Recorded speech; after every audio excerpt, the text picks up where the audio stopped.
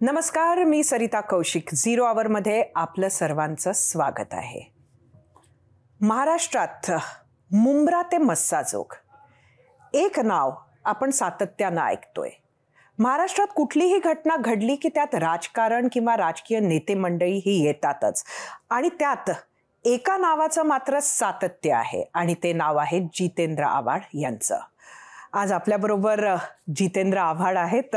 आपलं स्वागत करते एबीपी माझामध्ये. खरं तर तुम्ही आज रिलॅक्स वाटताय.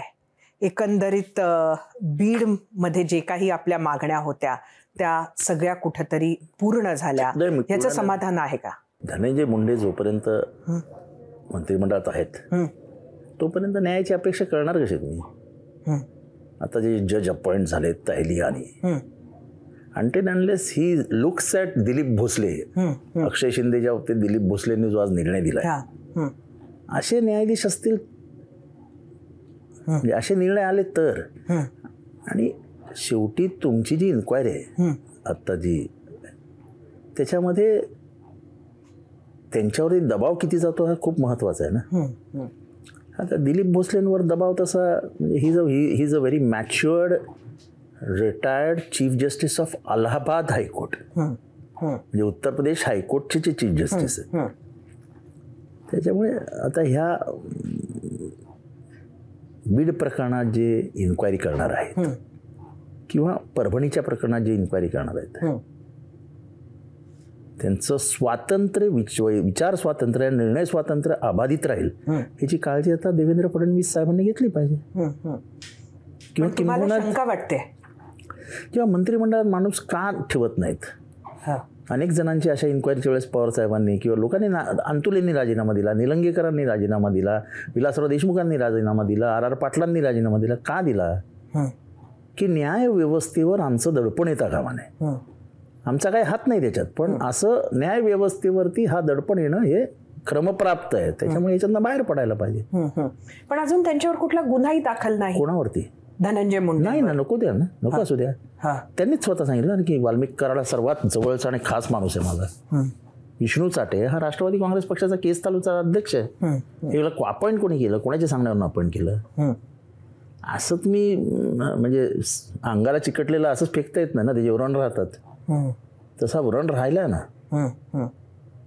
त्यामुळे वाल्मिक कराडचा जोपर्यंत निर्णय होत नाही तोपर्यंत त्यांनी मंत्रिमंडळात राहून कुठलीही चौकशीला अर्थ काय? वाल्मिक कराड गुन्हेगार आहे पहिल्या दिवसापासून आम्ही बोंबलून सांगत होतो विधानसभेत. आत्ता त्याला कुठे कारवाई झाली? ते पण मला वाटतं ते देशमुखांनी अंतिम पाऊल उचललं की आम्ही जीवच देऊ, तेव्हा जरा काहीतरी सूत्र फिरली. आता हे सगळं का होतं? ते पॉलिटिकल दबाव. आणि कोएलिशन गव्हर्नमेंटमध्ये हा पॉलिटिकल दबाव काम करत असतो, 100% काम करत असतो. कारण का शेवटी तुम्हाला गव्हर्नमेंट टिकवायचं असतं. तर आता काय मोर्चा धनंजय मुंडेंच्या राजीनाम्याकडे? पहिल्या दिवसापासून सांगतोय की वाल्मिक कराडला अटक करत असतानाच धनंजय मुंडेचा राजीनामा घ्या. मी काय आज बोलत नाहीये, नव्याने काही मागणी करत नाहीये. मी अजूनही सांगतो, खून धनंजय मुंडेंनी केला नाही. पण आपण जितक्या ताकदीनं बोलत आहात तेवढ्या ताकदीनं आपल्या पक्षातील इतर नेते मंडळी ती मागणी करत नाहीये, त्या ताकदीनं लावून धरत नाहीये. सगळ्यांनीच केली पाहिजे असं थोडी आहे. पक्षातनं एकानेच बोलावं ना, त्यामुळे सगळ्यांनी कशाला बोलायचं? शेवटी it is a collective thought of the party which is being presented by me. म्हणजे आमच्या पक्षाचा जो सामुदायिक विचार आहे तो मी घेऊन जाण्याचं काम करतो, बाकी मी काही वेगळं करत नाही. म्हणजे मुंब्र्याहून थेट मस्साजोग आपण गाठलं तर हा आपला स्वतःचा निर्णय होता की पक्षानं खास आपल्याला सांगितलं की हा विषय आपण उचलायचा? असं आहे, इशारा भी काफी होता है. पक्षाची काय मानसिकता आहे किंवा नेत्याची काय मानसिकता आहे हे नाही समजलं तर मग 35 वर्ष पक्ष ते माननीय साहेबांबरोबर आणि ह्या पक्षात 99 नंतर राहिलो कशाला? त्या पक्षाची, त्या नेत्याशी माझं भावनिक नातं आहे म्हणून राहिलो नाही. मलाही वेगवेगळ्या पक्षाचे मार्ग उघडे आहेत. शेवटी मनाने आपण तिथे आहोत, हृदयाने आपण तिथे आहोत, भावनेने आपण तिथे आहोत, म्हणून आपण इथे आहोत. नेहमी तुमच्याबद्दल बोलताना असं म्हटलं जातं की तुम्ही शरद पवारांचे ब्लू आईड बॉय आहात, असं तुम्ही म्हणता. असं आम्ही म्हणतो कारण असंच परसेप्शन आहे आपल्याबद्दल. Perception, every perception is not truth ना. पण आपणच आता सांगितलं एक भावनिक नातं आहे. मस्सा म्हणजे त्यांचं नाही, माझं. त्यांचंही काय असेलच, नाही मला माहित नाही, पण माझं नक्की आहे. काय ब्रीफ देऊन पाठवलं त्यांनी तुम्हाला मस्सा जोगला जाताना? मस्सा जोग मी आज माझ्या म्हणजे शपथेवर तुमचा विश्वास असेल, महाराष्ट्राचा असतो, शपथेवर सांगतो, मस्सा जोग हा विषय पण त्यांनी माझ्याशी काढला नाही, विषयही काढला नाही. Probably he knows that whatever he does with a selfless interest. त्याचा काही वैयक्तिक स्वार्थ नसतो. हा लढाईत उतरतो तेव्हा एक मुद्दा घेऊन, तत्व घेऊन उतरतो, त्याचा वैयक्तिक स्वार्थ शून्य. माझा काय स्वार्थ आहे मस्सा जोगमध्ये? पण तुम्ही असं मारू नाही शकत कोणाला. हत्या ही सर्वात घाणेरडं काम आहे. तुम्हाला जीव म्हणजे जेव्हा जन्माला का तुम्ही घालू शकता का कोणाला? नेणार नाही तोच. तुम्ही काय कारण ठरता? मग त्याची सजा तुम्हाला मिळालीच पाहिजे. बाकी सगळे गुन्हे माफ होतात. मारामारी केली, डोकं फोडलं, चलो छोडो, हे बरोबर नाही. म्हणजे ह्याच्यात परत कायद्याचा, अधिकाराचा, सत्तेचा वापर करणं हे तर अजून भयंकर. म्हणजे जे काही बीडचं चित्र समोर येत आहे, आता लोक म्हणतात आपल्या भाषणांमध्ये बीडला बदनाम करू नका. त्या बदनामीपासून तुम्ही वाचवायला पाहिजे होतं ना. तिथे राखेचं स्मगलिंग जे काय चालतं ते काय लोक नाही करत, ते कोण करतं ते अख्ख्या जगाला माहिती आहे. कोण करतं ते अख्ख्या जगाला माहिती आहे. किंवा ते डॉक्टर बियाणी आहे, तो बियाणी, त्याचा मर्डर कसा झाला अजून कोण चर्चा करत नाही, पण आम्हाला माहिती आहे ना बियाणीचा मर्डर कसा झाला. तुम्ही आपला अंगुली निर्देश कोणाकडे? Karad and company. म्हणजे धस जे आका आका म्हणत असतात त्या आकांवरही आपला तोच आक्षेप आहे का? असं आहे की कराडची काय हिंमत आहे हो. Criminals are created by politicians for of selfish interest to use them politically. राजकारणात एखाद्या माणसाचा वापर करून त्याला गुन्हेगार बनवणं हे फार सोपं आहे ना, कारण का पैसाचं स्तोत्र तयार होतं. पैसा relates to muscle power, muscle power relates to money. पण हीच जी मंडळी आहे, म्हणजे आपण जी नावं घेतलीत, ही अगदी काही वर्ष म्हणजे काय 1-1.5 वर्ष आधी आपल्या बरोबर होती. मग ते चाटे असतील, ते घुले असतील, वाल्मिक कराड स्वतः आणि धनंजय मुंडे सुद्धा. तर त्यामुळे ह्यांना कोणाचं क्रिएशन मानायचं? असं आहे, it is a complete creation of Dhananjay Munde.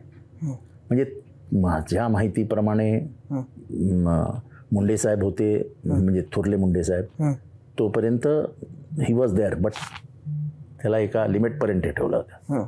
पंकजाताईंनी पण एका लिमिटपर्यंत ठेवला होता.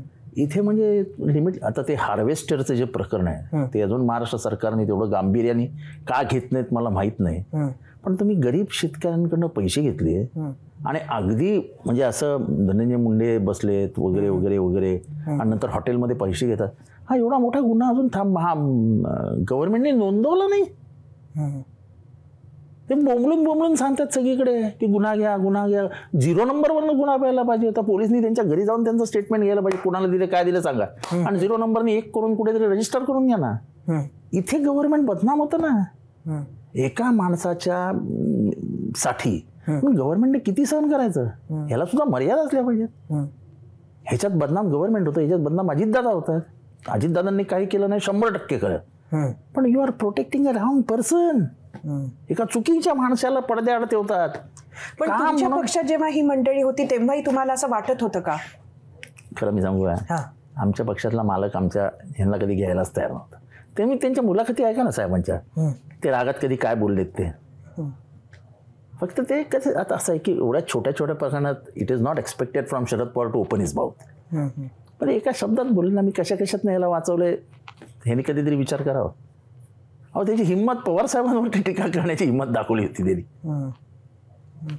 पण मग असं काय दबाव होता की पवार साहेबांना त्यांना घ्यावं लागलं, म्हणजे धनंजय मुंडेंना घ्यावं लागलं पक्षात? आता ते जुनी गोष्ट आहे, म्हणजे आता सगळ्याच हे बरोबर नाही सगळ्याच गोष्टी सांगणं, पण मी अजूनही सांगू शकतो की पवार साहेबांची अजिबात इच्छा नव्हती, अजिबात अजिबात अजिबात नाही. And it is from the horses mouth I am telling you. त्यांनी गोपीनाथ मुंडेंना फोन करून सांगितलं की गोपीनाथ, मला त्यांचे दोघांचे संबंध कसे होते हे मला माहीत नाहीत, पण तरी आपलेपणाने त्यांनी गोपीनाथरावांना फोन केला आणि सांगितलं की घर फुटतंय, गोपीनाथराव सांभाळून. It took nearly a year for Dhananjay Munde to come in. आणि आता 4-5 वेळा येऊन गेल्यानंतर उद्या करू, परवा करू, and there were other forces who wanted him to come in the party. I don't want to name the forces. But then it was compelled on Mr. Pawar की he couldn't stop it. कुठेतरी अगदी काल की परवाच्याच भाषणात शिर्डीच्या धनंजय मुंडे यांचं जे काही भाषण आम्हाला कळलं त्यात असं त्यांनी म्हटलं की 2019ला अजितदादांनी जी पहाटेची शपथ घेतली त्यावेळेला त्यांना कुठेतरी पक्षाच्या नेतृत्वातून दूर करण्याचं ते षडयंत्र होतं. मी त्यांच्या पाया पडलो की तुम्ही अशा पद्धतीनं शपथ घेऊ नका. हे कितपत खरं आहे? असं आहे, हे ढोंग आहे, ढोंग. हे तू मारल्यासारखं कर, मी रडल्यासारखी करीन, एकमेकाची पाठ ठपथपतं. काय सांगतं ते? ह्यांच्या घरातनं गाड्या बाहेर पडल्या, ह्यांच्या घरात तर सगळे टेलिफोन झाले. हे कुठे होते 3:30 वाजेस्तोवर? हे 3:30 वाजता YB चव्हाणला साहेबांना भेटायला आले. षडयंत्र न समजणे इतके काय अजितदादा लहान आहेत? आणि जे षडयंत्र ह्यांना समजलं ते अजितदादांना समजलं नाही. Everybody was a part and parcel of that ditching event. गद्दारीच्या त्या ह्याच्यात, हा गद्दारीचं षडयंत्र तुमच्याच लोकांनी केलं होतं, बाकी कोण त्याच्यात सामील नव्हतं. आणि हिंमत असेल तर सांगा ना, हिंमत आहे करा आणि पुढे येऊन सांगा कोणी एवढे षडयंत्र रचलं, कोणी तुम्हाला फसवलं, कोणी तुम्हाला जाळ्यात अडकवलं, सांगा येऊन. असं हवेत कधी गोळीबार नाही करायचा. वापस मस्साजोगला आहे ते. खरं तर जे काय प्रकरण होतं ते मस्साजोगला होतं. जे घडलं ते वाईट घडलं. आपण त्यातील जे आरोपी आहेत त्यांच्यावर गुन्हा दाखल व्हावा ह्यासाठी आपण भरपूर प्रयत्न केला, बऱ्याच मंडळींनी तो केला. पण हे करत असताना कुठंतरी आपण जी मोर्चे काढले ते अगदी थेट म्हणजे पुणे ते अकोलापर्यंत आपण ते मोर्चे काढले. आता प्रकरण मस्साजोगचं, त्यामुळे एक आरोप आपल्यावर सुद्धा होत आला ह्यामध्ये की कुठंतरी ह्या प्रकरणातून आपला राजकीय फायदा साधण्याचा सुद्धा प्रयत्न. आमचा काय राजकीय फायदा? आमचा काय राजकीय फायदा? मी तर माझ्या जातीचा माणूस आहे, तो वाल्मिक कराड. सध्या जातीची ती काय म्हणतात ना, मशरूम्स, काय पावसाळ्यातल्या छत्र्या त्या इतका उगवल्या आहेत की म्हणजे वाईट वाटतं की हा फुले शाहू आंबेडकरांचा महाराष्ट्र, ज्या फुलेंनी अख्ख्या महाराष्ट्रासाठी दगडं खाल्ली, त्या माझ्या मायने शिकवण्यासाठी अख्ख्या महाराष्ट्राची दगडं अंगावर घेतली पण हटली नाही, जातीचं कधी साडी नाही नेसली ती. त्या महाराष्ट्रात काय बघतोय आपण हे नवीन? म्हणजे जातीच्या पडद्याआड तुम्ही गुन्हेगारांना नाही लपवणार? माझ्या जातीचा आहे ना तो, मी ओपनली सांगतो, तो वंजारी आहे, मी वंजारी आहे, पण वंजाऱ्यांचा तो ओळख नाही आहे. वंजाऱ्यांचा इतिहास तपासून पहा. विटी स्टेशन कोणी बांधलंय? वंजाऱ्यांनी. मुंबई म्युनिसिपल कॉर्पोरेशन कोणी बांधलंय? वंजाऱ्यांनी. कोण होते तिथले कारीगर? वंजारी ओळख आहे तिथली. वंजारी, तुम्ही मुंबई सेंट्रल स्टेशनला जा, 80% हमाल आजही वंजारी आहेत. तुम्ही विटी स्टेशनला जा, 80% हमाल आजही वंजारी आहेत. आणि परंपरेनुसार विटी स्टेशन आणि मुंबई सेंट्रल स्टेशनवरती कब्जा आहे मराठी वंजारी समाजाचा. तो वंजारी समाज. हे कसले वंजारी समाज? कुठेतरी मात्र मराठवाड्यामध्ये मराठा विरुद्ध वंजारी ही सुद्धा किनार या संपूर्ण प्रकरणाला सुद्धा आली. दिस इज ऑल पॉलिटिकली क्रिएटेड. पण कोण पॉलिटिकली, म्हणजे कोणी क्रिएट केलं? Let's go back. ज्या दिवशी तुम्ही ओबीसी विरुद्ध मराठा लढाई पेटवलीत पॉलिटिकली, मी छोटा माणूस आहे पण ऑन रेकॉर्ड तुम्ही बघा, मी बोललोय की तुम्ही महाराष्ट्राच्या सामाजिक व्यवस्थेचं लाची राखरोंगोळी करून टाकलीत. पण जातीचं राजकारण हे खूप प्रकर्षानं वाढलं आणि खास मराठवाड्यात, आणि तेही मराठा विरुद्ध वंजारी एक किनार गेल्या 1-1.5 वर्षापासून तिथे आहे. नाही, मराठा विरुद्ध वंजारी नाही, जाणीवपूर्वक महाराष्ट्रामध्ये ओबीसी विरुद्ध मराठा हे राजकारण पेटवलं गेलं. आणि मी अजूनही सांगतो, शेवटी ओबीसी एकत्र येतातच आणि येतीलच. हे बोलणार नाही कोण, पण मी सांगतो लहान समाज आहेत. लहान समाज हा अस्तित्वाच्या लढाईत असतो. तो असं एकदम पटकन, म्हणजे मुंग्या कशा असतात वारुळामध्ये, त्या पटकन एक होतात, हत्ती एक होत नाहीत. विधानसभेचे जे काही रिझल्ट लागले त्याच्यामध्ये हा किनार आहे त्याला. आणि हे सांगणं आणि समजणं लोकांच्या ह्याच्या पलीकडे जायला लागले. म्हणजे आपण इतकं जात म्हणजे मी तर कधी आयुष्यात बघितली नव्हती. पण आपण सातत्यानं म्हणताय आता सुद्धा की हे पेटवल्या गेलं, हे पॉलिटिकली मोटिवेटेड आहे. तर आपल्याला कोणाची नावं आहेत? मागच्या काळामध्ये जे काही झालंय, मराठा रिझर्वेशन देणं शक्य होतं का? लिगली मी आजही सांगतो ओपनली देणं शक्य नाही, पण दिलं ना. आपण महाराजांसमोर आश्वासन घेतलं, देणार महाराज देणार. कुठनं देणार? म्हणजे आमच्यासारख्या माणसाला आजही प्रश्न पडतो की तुम्ही एवढं मोठं विधान महाराष्ट्राच्या जनतेसमोर करता, मला सांगा तर लिगली तुम्ही कशी येऊ शकता? आणि मागणाऱ्याने समजून घ्यावं ना की देऊ शकतात की नाही. हे सगळ्या बांधवांनी समजून घ्यायला पाहिजे की आपण जे बोलतो, जे करतो त्याच्यातनं आता हे बोलणं की जातीला टार्गेट करण्यासाठी वापर केला जातोय. कसलं जात रे बाबा? या जातीने मागच्या 10-15 वर्षामध्ये 50-60 आयएस तयार केले. कोण आहेत ते आयएस? ते काय श्रीमंता घरची पोरं नाही आहेत. वेगवेगळ्या तालुक्यातल्या, खास करून दुष्काळग्रस्त तालुक्यातली पोरं ज्यांना नोकऱ्या मिळणार नाही ती खात्री पटल्यानंतर त्यांनी जी काय मेहनत केली त्याच्यातनं ती पोरं आयएस झाली. तो समाज आहे ना आमचा. आम्हाला त्याचा अभिमान आहे की ह्या समाजाने ही निर्मिती केली आहे. MPSC मध्ये किती जण आहेत, पोलीसमध्ये किती जण आहेत, हवालदार किती जण आहेत. म्हणजे माझं नशीब मी तुम्हाला सांगतो, म्हणजे आजही गाडी कधी पकडली जात नाही. सांगा 10 हवालदारांचा घोळका उभा असेल त्याच्यातले 2 तरी वंजारी असतात. हे जातीचं प्रेम आहे. तुम्ही मर्डर कराल, तुम्ही हे स्मगलिंग कराल, तुम्ही लोकांना. आता मी तुम्हाला आज महाराष्ट्राला सांगतो, एक रामकृष्ण बांगर नावाची फॅमिली आहे. अतिशय सोजवळ, शांत, स्वातंत्र्य युद्धात लढलेले असं त्यांचं खानदानाचं हे आहे. त्या माणसाच्या 70 वर्षाच्या बायकोवर या कंपनीने, म्हणजे Munde and company and Karad, त्यांनी त्यांच्यावर फायरिंगचा गुन्हा दाखल केला. कोणावरती? बाईवरती.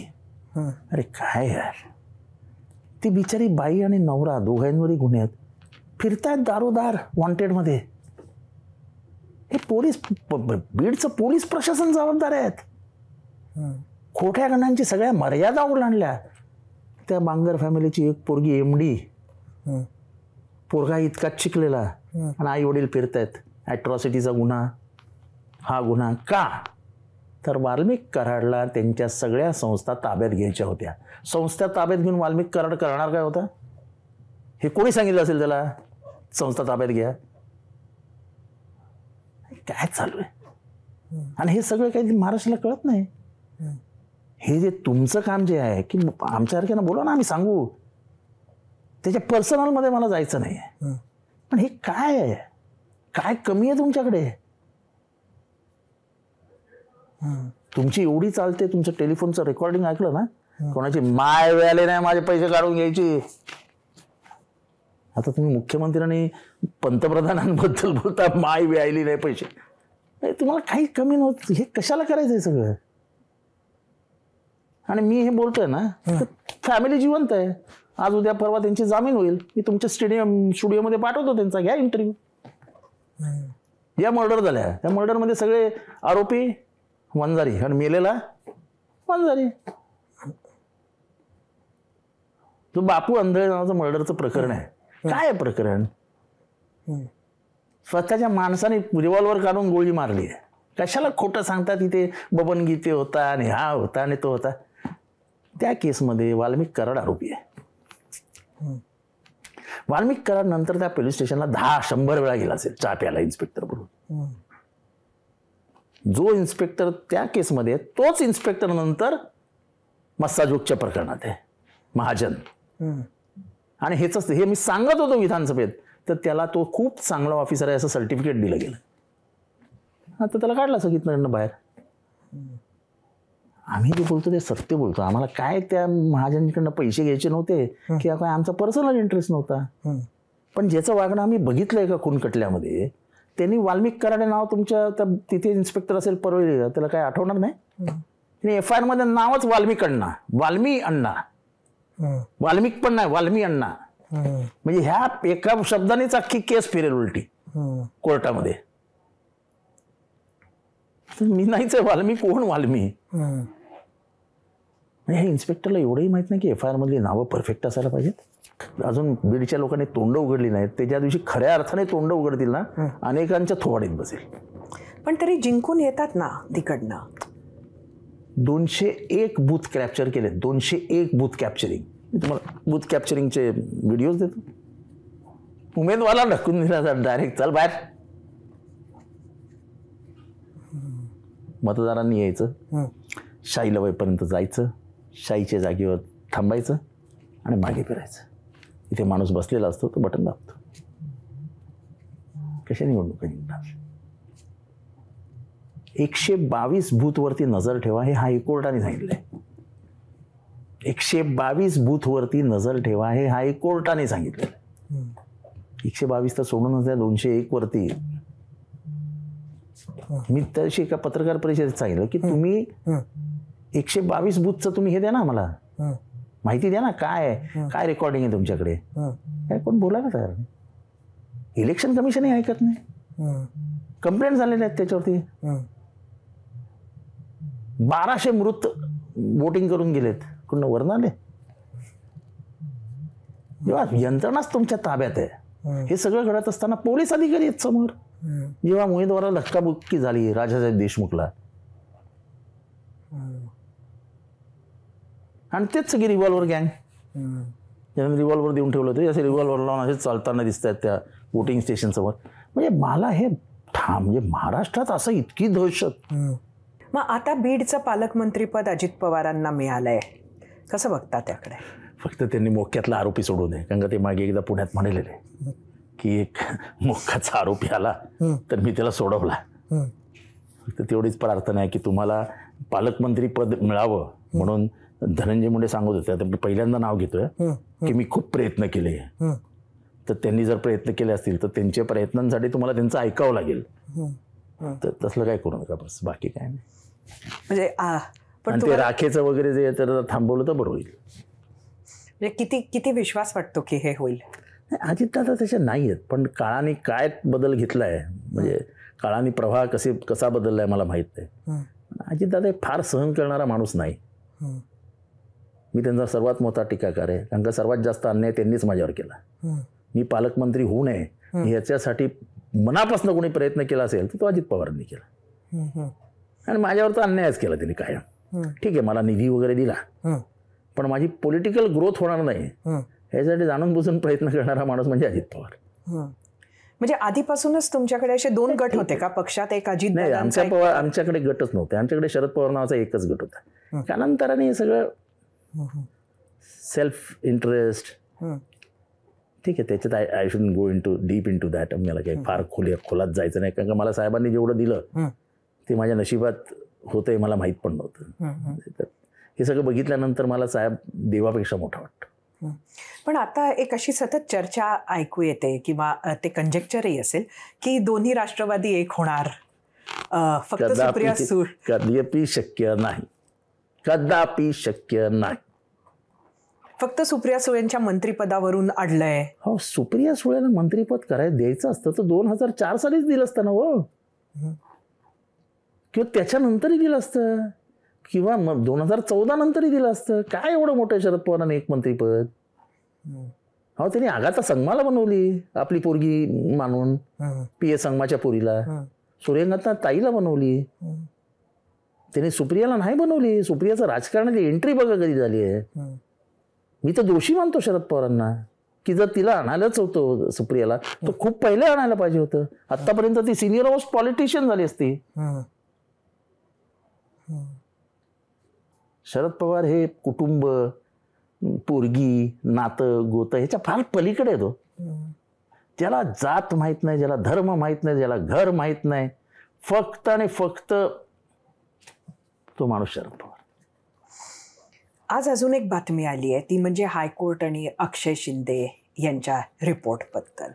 खरं तर ते एन्काउंटर तुमच्याच कॉन्स्टिट्युएन्सीच्या जवळ झालेलं. कसं आहे, 6 महिन्यात सगळे विसरतात, हा सर्वात मोठा धोका आहे. हे बदलापूरच्या हत्याकांड म्हणजे बदलापूरचं लफडं जेव्हा सुरू झालं तेव्हापासून मी बोंबलून सांगत होतो, अक्षय शिंदे गुन्हेगार आहे, चला मानूया, मानतो, खरा कोण आहे ते दाखव. खरा मिळालाच नाही आपल्याला, मारून टाकला अक्षय शिंदेला, संपला खेळ.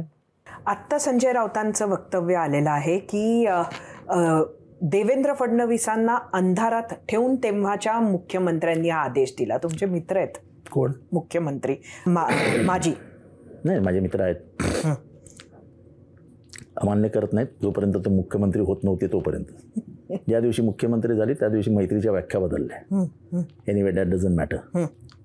असं आहे की सरकार इज अ कलेक्टिव्ह रिस्पॉन्सिबिलिटी.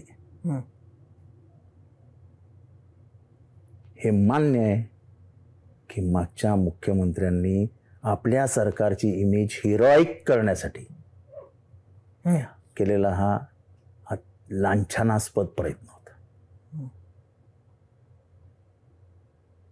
पण हे जबाबदार नाही, ते जबाबदार आहे, हे बरोबर नाही. सरकारकडनं झालं ना, हे व्यक्तीकडनं होत नसतं.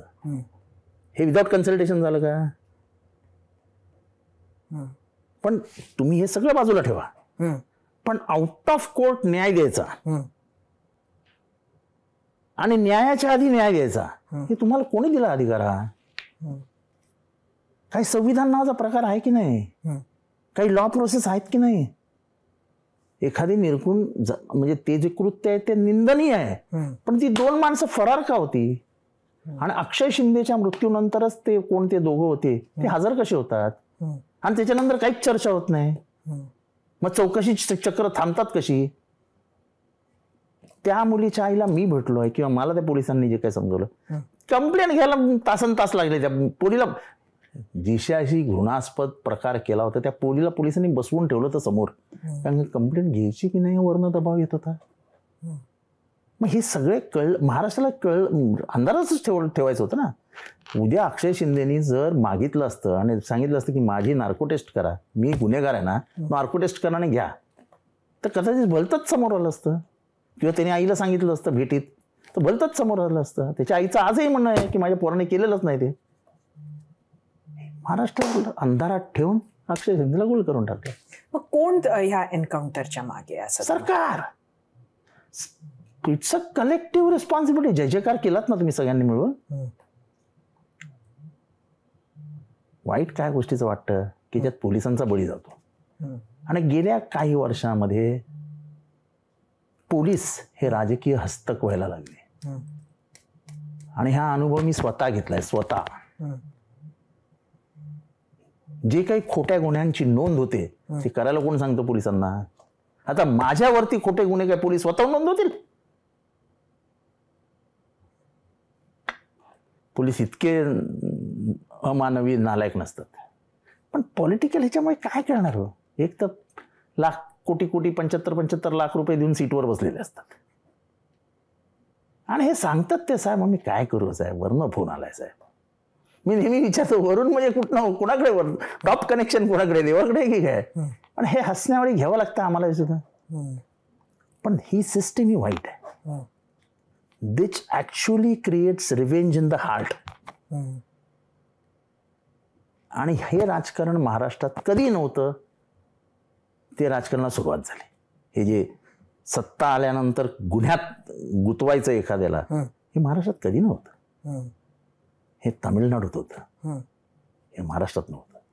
जर तुमची सत्ता आली असती तर आता तुम्ही रिव्हेंज घेतला असता का? काय विचार केला होता? मला माझं वाक्य संपू द्या. देवेंद्र फडणवीस पहिलं भाषण केलं, विधानसभेतलं पहिलं भाषण, आणि त्यांनी सांगितलं की विरोधी पक्ष आणि सत्ताधारी यांच्यातला संवाद कमी झालाय, तो संवाद मी वाढवणार आहे. I was the first man to come out and congratulate him. की महाराष्ट्राचं राजकारण संवादावरच जिवंत राहिलं. ठीक आहे, तुमचा आणि माझा वैचारिक मतभेद असू शकतात, पण आपण एक दुसऱ्यांचे वैरी नाही. आताचं राजकारण हे वैर आहे, सूड, राग. आम्ही शरद पवारांकडे अनेक विरोधी पक्षाचे नेते हसत खेळत चहा पिताना म्हणजे for that matter Balasaheb Thackeray आणि शरद पवार अत्यंत जिव्हाळ्याचे मित्र, पण तेवढेच अत्यंत जिव्हाळ्याचे म्हणजे कट्टर वैरी, पण वैचारिक आणि ते असायला हवं ना. पण तुम्ही अगदी ठरवून, अच्छा जितेंद्र माझ्या विरुद्ध बोलला काय, बघतो चालेला मध्ये अख्खं आयुष्य खराब होतो. एक शेवटचा प्रश्न असा आहे की आत्ता पालकमंत्री पदांची यादी घोषित झाली, त्याच्यावर स्टेही आला. माजी मुख्यमंत्री हे नाराजही झाले. एकनाथ शिंदे दरेगावात जाऊन बसले आणि मुख्यमंत्री देवेंद्र फडणवीस हे डावोसला आहेत आणि ती स्थगिती आलेली आहे. एकंदरीत कसं बघता आपण या सगळ्या? असं आहे की लोकांना वाटेल की मी थोडासा असं आहे की पालकमंत्रीपदी नेमणं हा मुख्यमंत्र्यांचा अधिकार आहे, पण कोएलिशनमध्ये हा प्रॉब्लेम होतो. मुख्यमंत्र्यांचं स्वातंत्र्य हिरावून घेतलं जातं आणि मग असे पॉलिटिकल प्रेशर तयार होतात. पण मी ठीक आहे काय त्याला. शिंदेच्या एकंदरीत मनस्थितीकडे आपण कसं बघताय? त्यांची नाराजी संपतच नाही आहे.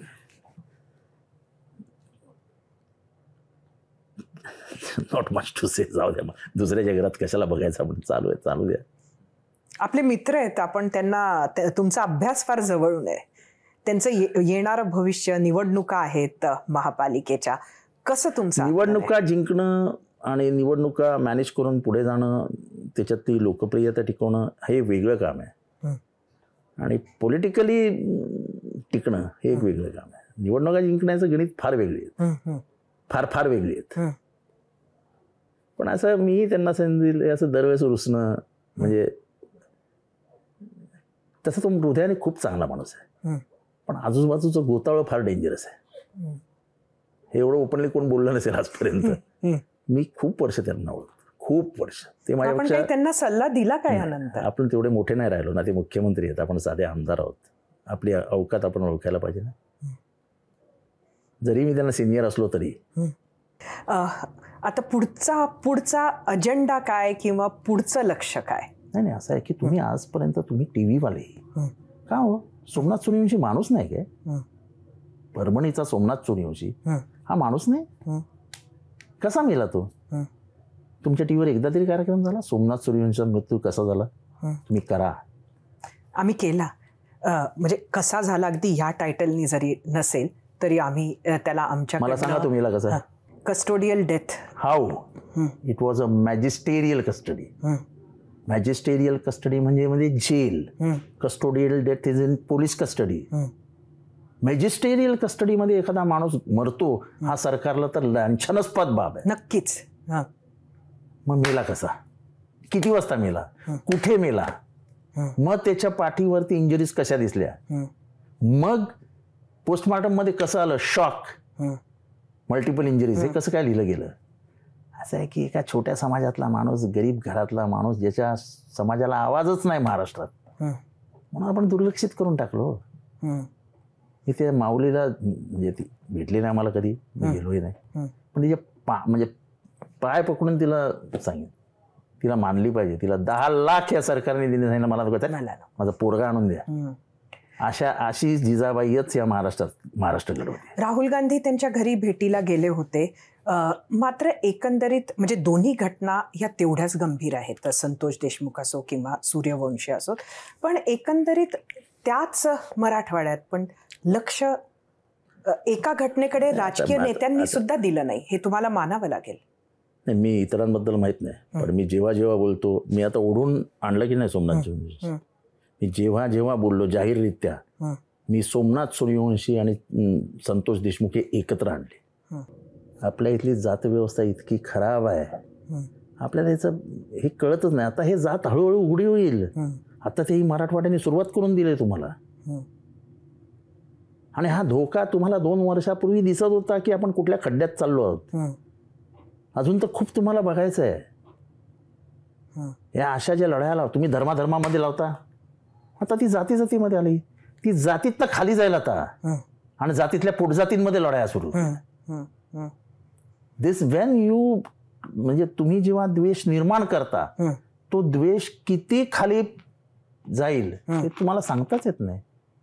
पण याच्यावरून एक प्रश्न मला तुम्हाला विचारावं वाटतं. म्हणजे मी आधीच 2 प्रश्न आधीच म्हटलं की शेवटचा प्रश्न तरी पण मला विचारावं वाटतं की सैफ अली खानच्या केसमध्ये आपण तैमूरला घेऊन जे काही बोललात, आपण सुद्धा कुठेतरी घाई केली का? प्रत्येक मुद्द्याला आपण सुद्धा हिंदू मुस्लिम करण्याचा प्रयत्न करत असता, असं का? आणि असं कुठेतरी तुमचं कोर वोटर याला तुम्ही अड्रेस करत असता? मला काय कोर वोटर फिटर मी मानत नाही. माझा वोटर आहे. मी कळव्यातनंही लीड घेतो आणि मुंबऱ्यातनंही लीड घेतो. उगाच नाही लाख मतांनी निवडून येतो. माझं हे मोबाईल माझ्या हातात आहे. तुम्ही कुठे मी म्हटलंय असं की तैमूरचं हे, मी म्हटलं त्या दृष्टीने तपास व्हायला हवा. कारण जेव्हा तैमूर हे नाव ठेवलं गेलं तेव्हा सोशल मीडियामधनं जे सैफ आणि फॅमिलीला टार्गेट करण्यात आलं, महाराष्ट्राच्या लक्षातही नसेल. कारण मीडियाने तैमूर या नावाचा अर्थच समजवला नाही लोकांना. हे मीडियाच्या माध्यमातून आता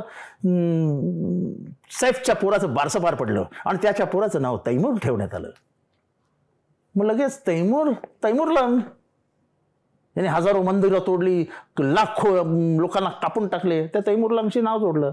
तैमूरचा साधा अर्थ होता, तैमूर अरेबिक भाषेत आयन, लोह. आणि एक ध्यासी माणूस म्हणजे एखादा निर्णय घेतल्यानंतर निर्णयाची अंमलबजावण्यासाठी करण्यासाठी अ डिटरमाइंड मॅन, की म्हणून सैफने आणि त्यांनी त्या पोराचं नाव तैमूर ठेवलं. आपण त्या तैमूरलांशी जोडून टाकलं. त्याच्यामुळे जो द्वेष निर्माण झाला त्याच्या कित्येक दिवस ते नाही. सोशल मीडियावर आपण जे म्हणतात त्या पद्धतीनं बरीच चर्चा बराच काळ राहिली. हे अमान्य करायचं कोणाला कारण नाहीये, पण हाच मुद्दा आपल्याला का रेस करावा वाटला? असं का आपल्याला शंका आली? मी माणूस आहे, मी चारी दिशाने विचार करतो. मी कोण चौकस माणूस आहे. ती जी घटना आहे सैफची, हे माझ्यासारख्या शंकेखोर माणसाला हे वाटणारच. वाटणं स्वाभाविक आहे. बिलकुल मी कॉन्ट्रोवर्सीला घाबरलो नाही आणि मी घाबरतही नाही. कारण अर्ध्या लोकांना तैमूरचा अर्थच माहित नव्हता. अजूनही त्याच्यावर चालू आहे. त्याने तैमूर नाव ठेवलं, मग तो हिंदू. अरे काय त्यांचा संबंध, हिंदू विरोधी आहे. आपण हीच आशा करूया की अशा पद्धतीची हिंसा महाराष्ट्रात व्हायला नको. हिंसा करणाऱ्यांवर कडक कारवाई झाली पाहिजे आणि राजकारण त्यात येऊ नये.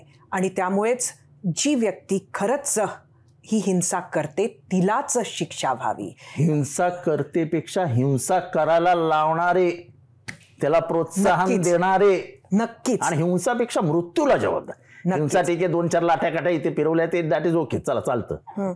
आणि त्यात राजकारणही येऊ नये आणि राजकीय नेत्यांनी सुद्धा अशा पद्धतीनं हस्तक्षेप करू नये ही आशा आपण करूया. मीच बोललोय ना की politicisation and interference of politicians in the process of law and in the police administration will ruin Maharashtra.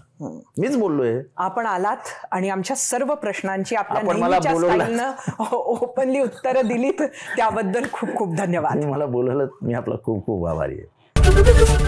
ABP माझा, उघडा डोळे बघा नीट.